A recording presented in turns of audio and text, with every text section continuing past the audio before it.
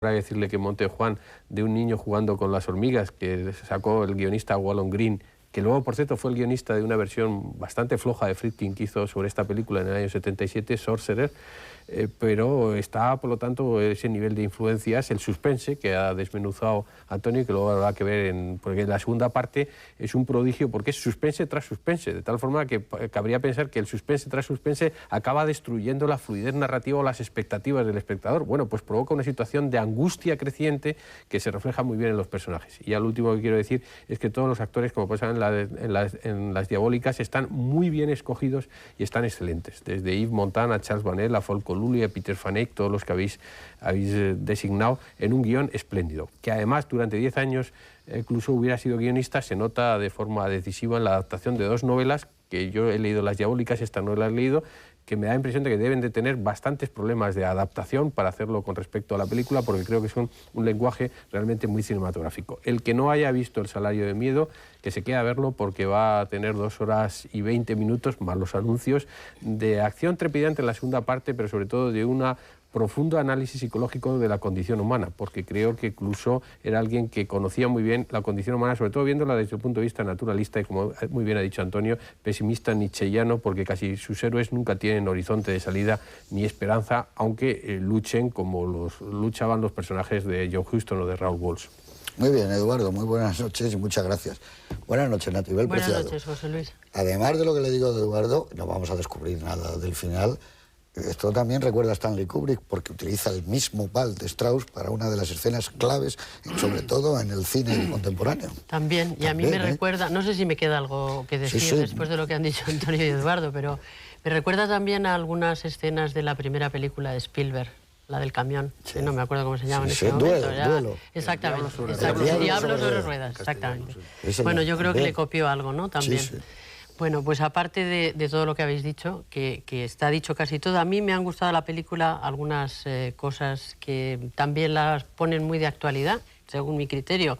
Una de ellas, desde luego, es el discurso político. Me quedé asombrada de que ese discurso anticolonialista, pero antiimperialista, anti tantas cosas, lo tenemos ahora tan vigente por culpa de esta cosa que llamamos globalización y por bueno, esa explotación que hay en algunos países, no sé, pero son frases, además, no es nada demagógica ni nada politiquera la película, pero tiene gracia que algunas cosas suenen tan sumamente actuales, lamentablemente, a veces, ¿no? Otra es lo que ha dicho Eduardo, desde luego, la reflexión sobre la condición humana. Toda la película es la trayectoria de la vida, ¿no? Un poco desesperanzada, un poco fatalista, muy sartriana, la veo yo, muy nauseabunda a veces, muy dramática, todo muy negro, como el petróleo que protagoniza la película. Luego me ha llamado la atención mira que echo yo de menos a las mujeres en las películas, pero es que la magnífica interpretación de estos hombres tan sensibles en el fondo, a pesar de ser tan sumamente depredadores, ¿no? Pero esa sensibilidad masculina, ese canto a la amistad y a los celos entre hombres, me parece muy llamativa, ¿no? Es una banda de desarrapados que interpretan la película magníficamente. Me he fijado en la música, que hay piezas de folclore muy interesantes. La banda sonora me parece también excelente. No sé si me parece especial. La trama y la intriga, desde luego, que nos deja sin respiración en los tramos finales. No sé si en algún momento estás deseando que se muera alguien porque dices, no puedo más. Y luego ya una cosa que, lo único que no habéis dicho, porque todo lo demás más o menos lo habéis dicho, pero el título tan magistral. El título se ha utilizado reiteradamente a lo largo de los años para hacer toda clase de referencias a la miseria de los salarios, a lo mal que viven determinados sectores profesionales. El salario del miedo se ha quedado, aunque mucha gente no haya visto la película, se cree que la ha visto porque le suena el título, ¿no? La novela me parece excelente y además el autor vivió como escribió y vivió prácticamente pues como lo que cuenta en la película, con lo cual pues está todo absolutamente logrado. Primera mano.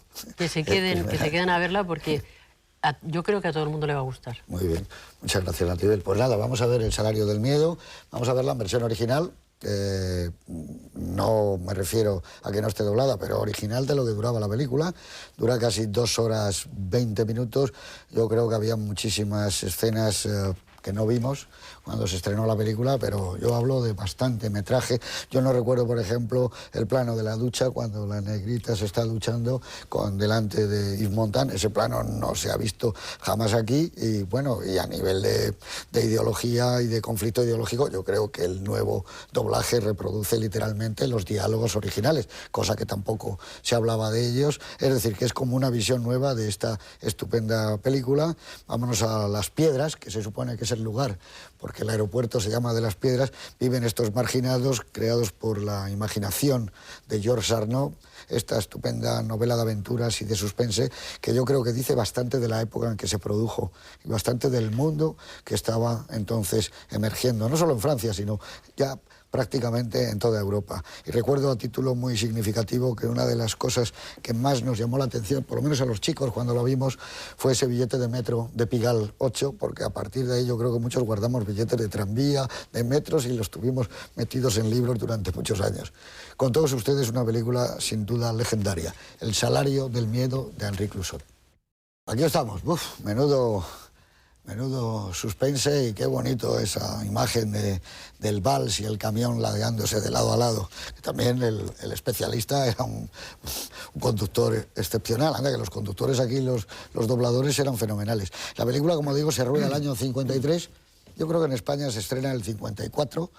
¿Y qué ocurría entonces, más o menos, cuando Clouzot rodaba esta película? Pues que en España, por ejemplo, una buena noticia: terminó el racionamiento de pan y de aceite, y se permite la venta libre de los alimentos, de carne, etcétera, ¿no? En Berlín los soviéticos bloquean la libre circulación entre la zona este y la zona oeste de la ciudad. Europa entra en vigor la Convención Europea de los Derechos del Hombre, hace que entre en vigor. Por ejemplo, el teatro, en el español, Buero Vallejo estrena La tejedora de sueños. Alfredo Di Stéfano debuta con la camiseta del Real Madrid. El señor Eduardo Torres Dulce comparte la admiración que tenemos por uno de los más grandes, o para mí el más grande futbolista. Yo le he llamado siempre el Shakespeare del fútbol. Creo que es lo más grande que yo he visto nunca. Y viene aquí y cambia el Madrid, y cambia de alguna manera España, porque a partir de ahí se hace un estadio mucho más grande todavía, que se llamará Bernabéu, Chamartín, y en fin, creo que es una figura legendaria del deporte. Jacques Tati estrena Las vacaciones de Monsieur Hulot, con gran éxito internacional, de crítica, de público. Es otra película mítica francesa. Rocky Marciano vence por KO a Jersey Joe Walcott, se convierte en el primer campeón blanco después de 15 años de los pesos pesados.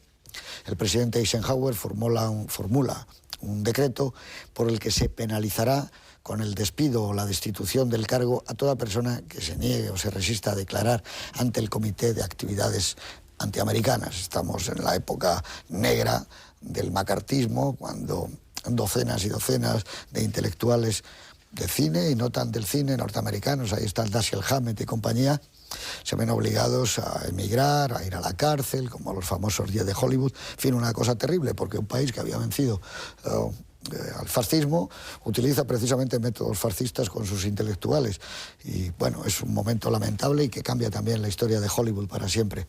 En España se estrena una película estupenda, Los ojos de Jangüellas, de José Luis Adredia, una historia y un guión de Carlos Blanco, amigo nuestro, de los que estamos aquí, posiblemente el más grande escritor cinematográfico que ha dado nuestro país, felizmente entre nosotros.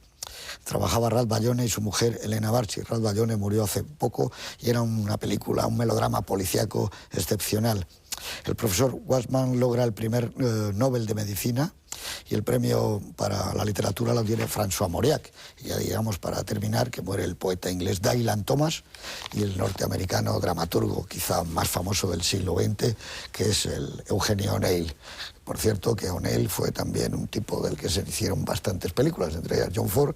Hace bien poco hemos puesto aquí, hace unas semanas, Los hombres intrépidos. Y suegro de Charlo. De Chaplin, ¿no? Y se casó con su hija. Ona. Con Ona O'Neill, y es curioso, era un tipo muy raro, pendenciero, alcoholizado durante los últimos 20 años de su vida. No volvió a dirigir una palabra a su hija. y murió sin dirigirla, porque se casó con Chaplin. Y Geraldine Chaplin se llama Geraldine Chaplin O'Neill. Sí, claro. Nieta. Pero además es curioso porque compartían una ideología de izquierdas, Chaplin y él, clarísima, pero nunca le perdonó que se casara con su hija. Es una cosa muy, muy extraña. Pero bueno, pasemos a hablar de El salario del miedo, que como decía yo antes de empezar la película, y es curioso, todo el mundo supiera, ¿no? Francés decía, sí, hombre, Le Salaire de la Père. Claro. No sé por qué se produjo ese fenómeno social. El salario todo de la